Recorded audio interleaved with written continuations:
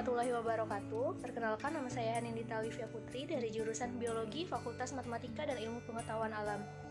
Dalam rangka pemenuhan tugas fisiologi tumbuhan, maka hari ini saya akan memaparkan materi mengenai pengaplikasian enzim pada tumbuhan, yaitu enzim papain dari papaya bagi bidang kosmetik.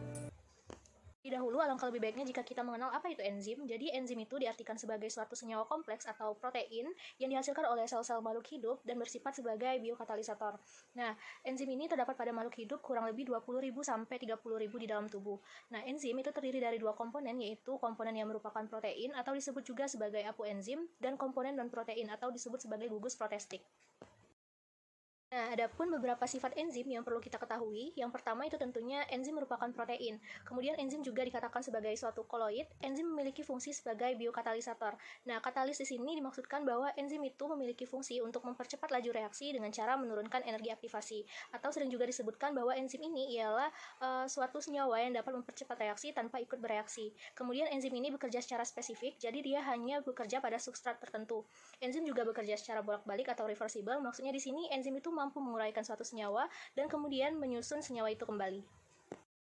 Nah, untuk mekanisme kerja enzim, salah satu teori yang sering kita dengar yaitu teori mengenai kunci dan gembok atau lock and key.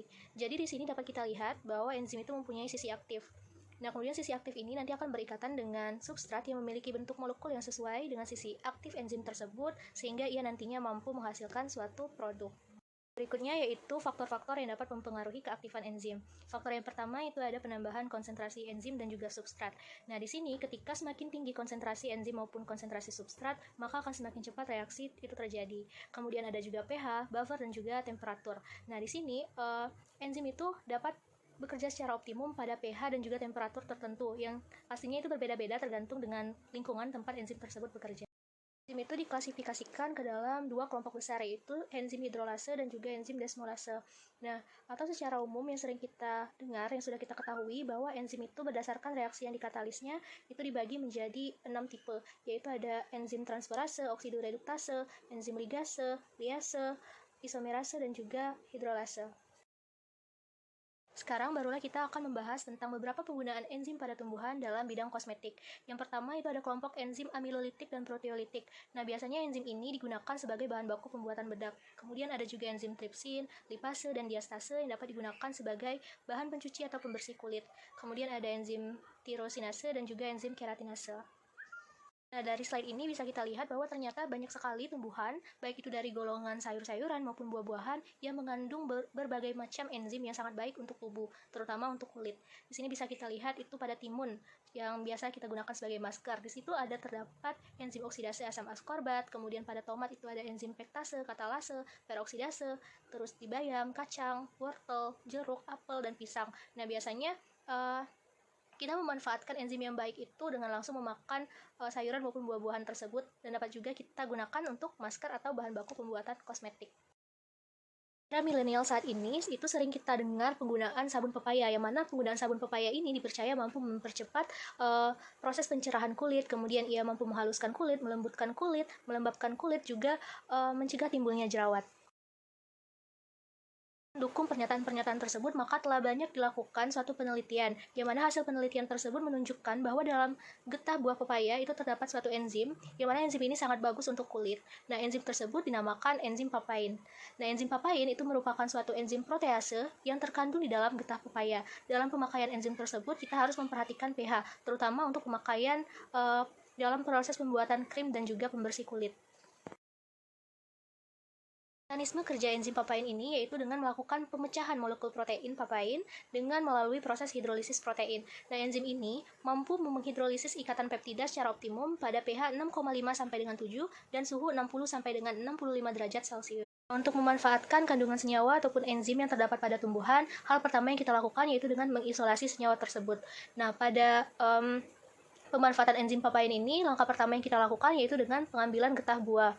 Nah, pengambilan getah buah ini biasanya dilakukan pada buah pepaya yang sudah berumur 2,5 sampai dengan 3 bulan. Masa penyadapan bisa berlangsung hingga 28 hari. Proses penyadapan itu dilakukan dengan cara menorehkan alat sadap pada kulit buah mulai dari pangkal menuju ujung buah. Kedalaman torehan itu bisa 1 sampai dengan 2 mm. Nah, setelah didapatkan getah, maka getah yang keluar itu kemudian akan ditampung ke dalam suatu wadah dan dilanjutkan nanti ke proses pengolahan getah menjadi suatu papain kasar. Pada proses pengolahan getah buah menjadi papain kasar, di sini kita menambahkan larutan sulfit sebanyak 0,7% hingga ia tercampur merata. Ketika ia sudah tercampur merata, itu ditandai dengan terbentuknya emulsi berwarna putih, susu, dan agak kental. Nah, emulsi tersebut kemudian kita lanjutkan dengan proses pengeringan. Nah, dalam proses pengeringan ini ada dua tipe pengeringan, yaitu pengeringan dengan sinar matahari atau bisa juga dengan pengeringan menggunakan kabinet. Setelah sudah melewati tahap-tahap tersebut sampai ke tahap pengeringan, barulah enzim tersebut bisa kita tambahkan ke dalam suatu produk kosmetik. Nah, salah satunya di sini bisa kita lihat itu adalah contoh pembersih wajah atau sabun wajah yang memanfaatkan enzim papain. Nah, produk tersebut mengklaim bahwa papain itu memang dikenal sangat ampuh untuk melarutkan sel kulit mati yang telah mati sehingga kulit wajah akan tampak selalu segar. Kemudian enzim papain ini juga bermanfaat untuk mencegah tanda penuaan dini. Kandungan vitamin A dalam campuran enzim papain juga bisa meluruhkan sel kulit mati dan menjaga kulit agar tetap lembut serta lentur. Kemudian ada juga fungsi AHA pada kulit, itu membantu membersihkan sel kulit mati dan menghilangkan kerutan dan garis halus pada wajah. Dari paparan ini dapat disimpulkan bahwa ternyata banyak sekali kandungan enzim yang baik pada tumbuhan, baik itu dari sayuran maupun buah-buahan, yang sangat baik untuk tubuh kita, terutama untuk kesehatan kulit. Melalui materi ini juga, mahasiswa diharapkan mampu mengembangkan inovasi dalam suatu penelitian-penelitian menarik guna mengembangkan kreativitas dan juga perkembangan industri ke depan. Sekianlah paparan materi dari saya, semoga dapat bermanfaat untuk kita semua. Saya akhiri, wassalamualaikum warahmatullahi wabarakatuh.